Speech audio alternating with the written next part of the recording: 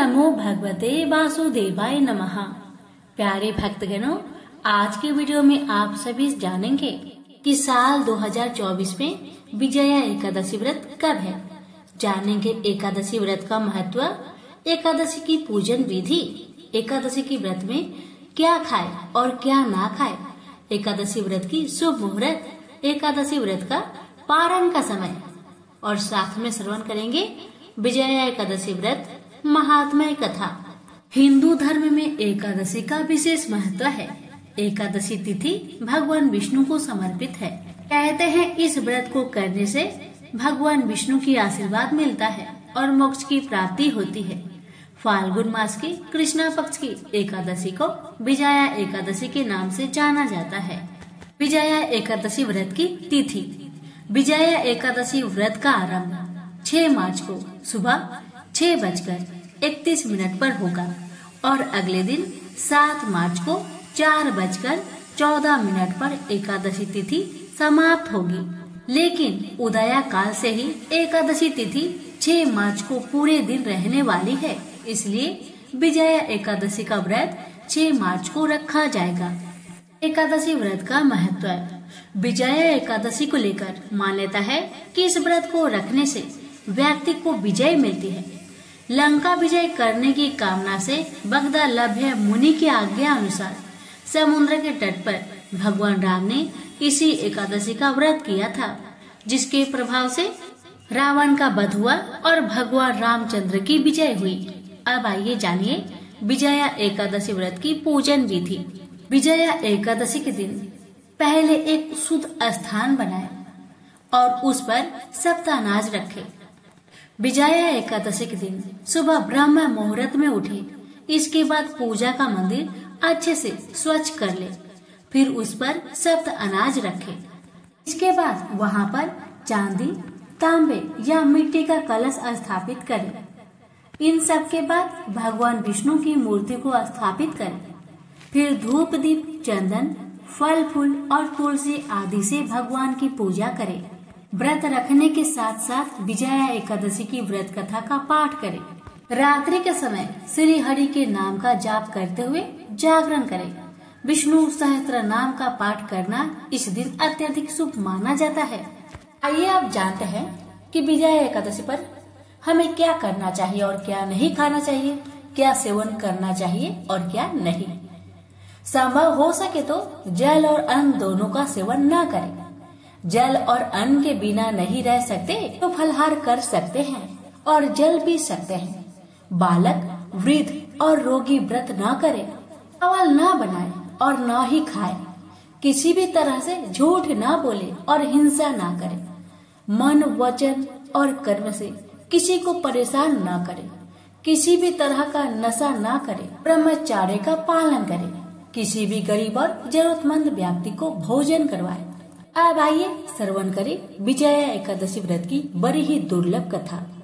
भगवान श्री कृष्ण कहते हैं कि जो भी भक्त इस विजया एकादशी का व्रत श्रद्धा पूर्वक करता है तो इस व्रत के प्रभाव से मनुष्य को विजय प्राप्त होती है। यह सब व्रतों से उत्तम व्रत है। इस विजया एकादशी की महात्म्य के श्रवण व पठन से समस्त पाप नाश को प्राप्त हो जाता है।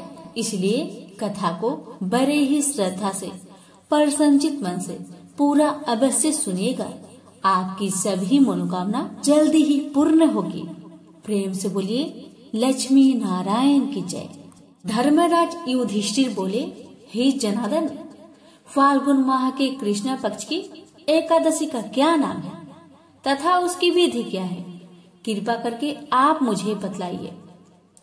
श्री भगवान बोले, हे राजा, फाल्गुन मास के कृष्ण पक्ष की एकादशी का नाम विजया एकादशी है।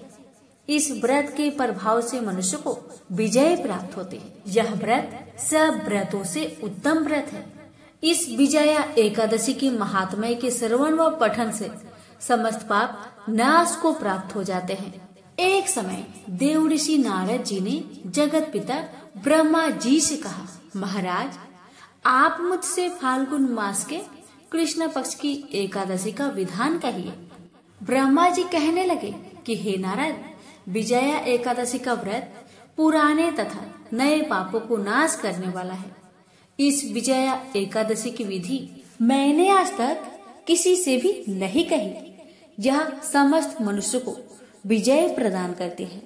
त्रेता युग में मर्यादा पुरुषोत्तम श्री रामचंद्र जी को जब 14 वर्ष का वनवास हो गया, तब वे श्री लक्ष्मण तथा सीता जी सहित पंचवटी में निवास करने लगे। वहां पर दुष्ट रावण ने जब सीता जी का हरण किया, तब इस समाचार से श्री रामचंद्र जी तथा लक्ष्मण अत्यंत व्याकुल हुए और सीता जी की खोज में चल दिए।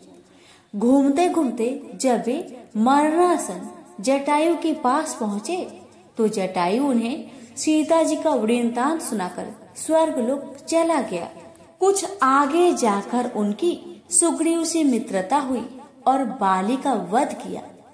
हनुमान जी ने लंका में जाकर सीता जी का पता लगाया और उनसे श्री रामचंद्र जी और सुग्रीव की मित्रता का वर्णन किया।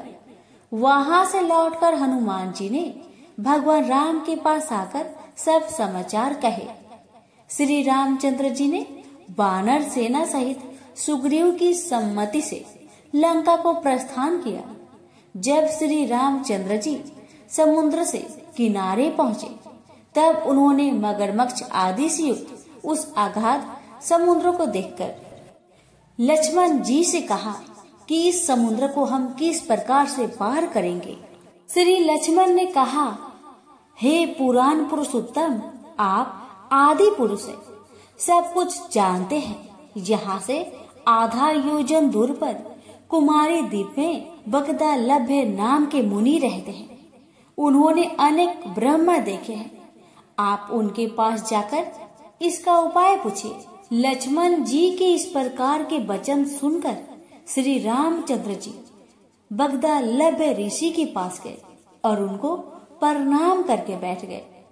मुनि ने भी उनको मनुष्य रूप धारण किए हुए पुराण पुरुषोत्तम समझकर उनसे पूछा कि हे राम, आपका आना कैसे हुआ। रामचंद्र जी कहने लगे कि हे ऋषि, मैं अपनी सेना सहित यहाँ आया हूँ और राक्षसों को जीतने के लिए लंका जा रहा हूँ। आप कृपा करके समुद्र पार करने का कोई उपाय बतलाए। मैं इसी कारण आपके पास आया हूँ। बगदालभ्य ऋषि बोले कि हे राम, फाल्गुन मास के कृष्णा पक्ष की एकादशी का उत्तम व्रत करने से निश्चय ही आपकी विजय होगी। साथ ही आप समुद्र भी अवश्य पार कर लेंगे। इस व्रत की विधि यह है कि 10वें के दिन स्वर्ण, चांदी, तांबा या मिट्टी का एक घड़ा बनाए। उस घड़े को जल से भरकर तथा 5 पल्लव रख वेदिका पर स्थापित करे। उस घड़े के नीचे सतनजा और ऊपर जौ रखे। उस पर श्री नारायण भगवान की स्वर्ण की मूर्ति स्थापित करे। एकादशी के दिन स्नान आदि से निवृत्त होकर धूप, दीप, नवत, नारियल आदि से भगवान की पूजा करे। तत्पश्चात घड़े के सामने बैठकर दिन व्यतीत करे और रात्रि को भी उसी प्रकार बैठे रहकर जागरण करे। द्वादशी के दिन नित्य नियम से निवृत्त होकर उस घड़े को ब्राह्मण को दे दे।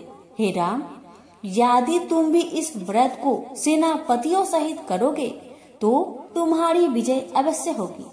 श्री रामचंद्र जी ने ऋषि की कथा अनुसार इस व्रत को किया और इसके प्रभाव से दैत्यों पर विजय पाई। अतः हे राजन, जो कोई मनुष्य विधि पूर्वक इस व्रत को करेगा, दोनों लोकों में उसकी अवश्य विजय होगी। श्री ब्रह्मा जी ने नारद जी से कहा था कि हे पुत्र, जो कोई इस व्रत के महात्म्य को पढ़ता है या सुनता है, उसको वाजपेयी यज्ञ का फल प्राप्त होता है। तो प्रेम से बोलिए, लक्ष्मी नारायण की जय, श्री रामचंद्र की जय।